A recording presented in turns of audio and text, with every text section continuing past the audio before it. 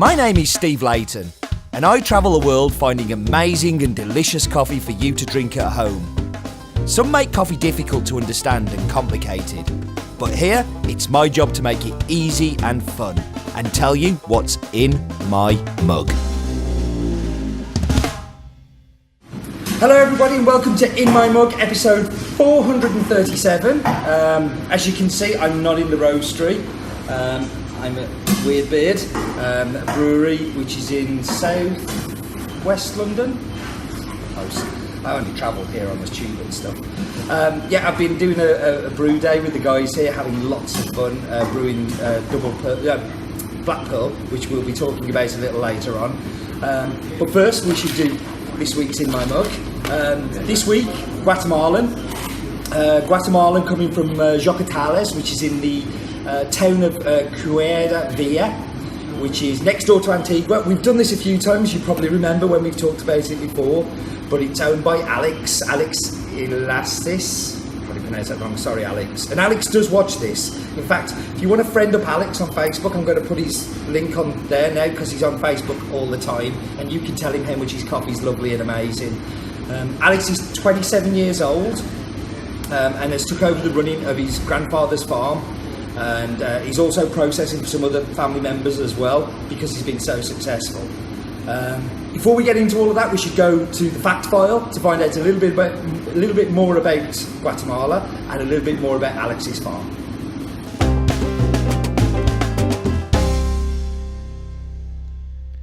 Hello and welcome to this week's Fact File. As always, figures may change because we are idiots, but we are focusing on Guatemala this week. Guatemala, kind of northern part of Central America, bordering Mexico. 108,889 square kilometres of land is the complete size of the country, not dedicated to coffee. They are the 10th biggest producer, very, very big coffee producer, producing over 3 million bags and consistently producing an awful lot of coffee. Common varietals, you have Bourbon, you have Caturra, you have Catai.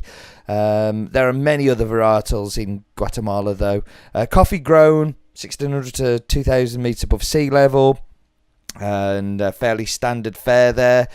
We have 10 farms that we're working with in Guatemala. Very proud of the relationships we have there. Alex being one of the biggest that we have. So Los Jocotales, farmer is Alex Ignatius, region is Antigua. It's a naturally processed coffee this week, 1,400 metres above sea level. The nearest city is Ciudad Vieja, and the variety is Yellow Caturra.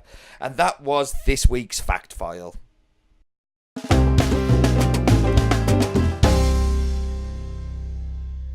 So that's the fact file done, and you get to find out a little bit more about Guatemala.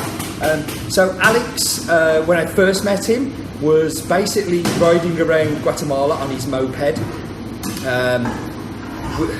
We did just randomly stop him and say, "Do you sell coffee?" I was introduced him by Raul Rodas, who is the 2012 World Barista Champion and a good friend of mine, who was helping me find people to buy coffee from in Guatemala. Alex had convinced his grandfather that he should allow him to do a little bit of honey processing with his coffee. Now, honey process doesn't sound that weird, but actually in Guatemala, he's probably one of the first people to do it. It's really typically only Costa Rica and some other places doing it, following on from Costa Rica, because it's very much their thing where they would just remove the cherry, leave the mucilage on and leave the seeds to dry. Now, because Alex didn't have anywhere to pulp and anywhere to naturally process, he thought he could do honey in. He borrowed the roof of his uncle's house to dry the coffee on, and I have some amazing photos on the website, you should go check them out. Me, Alex and Raul on the roof of this house, just not believing what was going on. Then it was very small. Since then, Alex has ramped up production. He's took over more production from his grandfather, and he's doing even more and more coffee. So why don't we go and look at the map bit so you can see where Alex's farm is exactly, and I'll be back with you in a second with some coffee, and somebody's going to be joining me here to talk about Weirdbeard and what they're doing here. So I'll be back with you in just a second.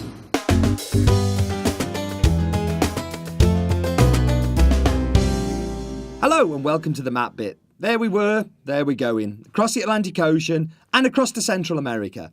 but we're going to focus down on the country of Guatemala. So let's get down there. So zooming down to the country, neighbouring Nicaragua, and Guatemalans are fond of spicy stew called tapado, which is made by combining fish, coconut, banana, and cilantro, whatever cilantro is. See, food tips on this podcast too. Maybe it could called On My Plate. But let's get down to Cuellar, which is very, very close to Antigua. And there we've got the farm. Very, very good map bit, very clear. This is Alex. This is the first time I met him where I was getting terribly sunburnt. And I mean terribly sunburnt. I was quite ill for a couple of days afterwards. Didn't think I'd need any sun cream. Here's Alex picking the yellow Caturra that he has on the farm. And you can see he's so baby-faced, it's annoying. And this is the roof that I talked about, where his uncle's house, he was drying all of the coffee. It was the weirdest thing I think I've ever seen. It really is strange. And here's one of the volcanoes in the background that you can see from the farm. The whole town is surrounded by volcanoes. I think there's 3 in total, all in very close proximity, and still active. A couple of years ago when I was there, one of them actually erupted, and I got grounded for a few days. So the highest point is Volcan Chajmulco, which is 4,211 metres, and the lowest point is the Pacific Ocean. Oceans tend to be quite close to sea level, don't they? And that was the map bit. Okay, so we're back, and I'm joined by Natasha. Say hello to the nice people. Hiya. So your kind of role is many, because you're assistant brewer sometimes. Yeah, you're I help out. marketing your events. You're running around doing sandwiches and food and fetching meat beer. So tell us a little about Weird Beard and how long you've been involved and what your job is here. Okay, I'm Natasha, who's the Events Communications Manager at Weird Beard. We're a team of 8, small team based in West London. We've been going on since 2013, brewing commercially in this brew house. I'm amazed at that because I can't remember a time before Weird Beard. Like, you've definitely been part of my. I'm kind of into the beers a little bit, and I kind of like going to beer festivals and stuff. You just seem to have been around ever since I really got into it. So maybe I can blame you for it. What's important to us is our brand, so we've been always pushing for our brand and getting out there even when we didn't have the brew house, we were delivering samples, getting our beer at 2 festivals. So I think in that way we've been out there longer than people might anticipate. I think you're very active as well. I mean, I've been to like 2 of your Meet the Brewers in the past, and like not everybody does that. Like some people will do 1 or 2 occasionally. You guys seem to be doing it a lot. We like to do it, and Brian, our head brewer and co-founder, he likes there to be a brewer at the Meet the Brewers, so he doesn't want to send a sales rep or someone like that, so he really wants people to meet the brewers behind the beers, and it's all about building partnerships with you. I think it means so much when you actually because don't tell him because he's just over there, but he's like a bit of a hero of mine. Like when I got into beer, and Greg and Brian were 2 people I held in great esteem, I think, because of the things you were doing. I could see what you were trying to do there, and it was fantastic. If, in a couple of sentences, tell us what your beer is. Our beer is, I'd say, innovative, boundary pushing, and generally hop forward. But I think those are three strong words to describe what we're doing. Sort of unrestricted. We don't always brew to style. We make up our own styles, but that's part of the fun process. Fun, definitely fun. It's been fun today. What have we been brewing today? Today we've been brewing Black Pearl, so it's our award-winning coffee milk stout. Who would you get such a wonderful coffee from for such a wonderful beer? I think the guys called Haskin. Oh, I never heard of them. So you use the Limoncello, don't you, in that? And it is an amazing beer. If you haven't tried it, you should definitely go hunt it down.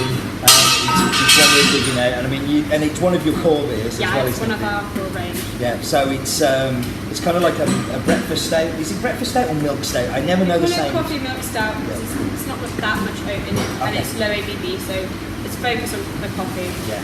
Yeah, no, it is, and it's great because it is only like 4.3%, 3.7. 3.8. There was a 4.3 brew once, I seem to remember. I think that was the first ever one. Yeah, and then you also do double pearl as well, So the imperial version, double pearl. which is a lot stronger. Yes, 8.6%. Yeah, loads of strong. So we should talk about the coffee. So this is a natural process. It's a Caturra varietal. Kind of Caturra is a varietal is it's kind of fairly widespread. So it's one of the older varietals that are out there. Now, I talked a lot in the earlier one to these guys about that Alex does this honey processing. This is his latest experiment that he did for the first time last year, and I think he's kind of perfecting it as we go on. Natural processes tend to be funky, tend to have a little bit of booziness to them, and that was a lot of the reason why I wanted to bring this one. So let's try.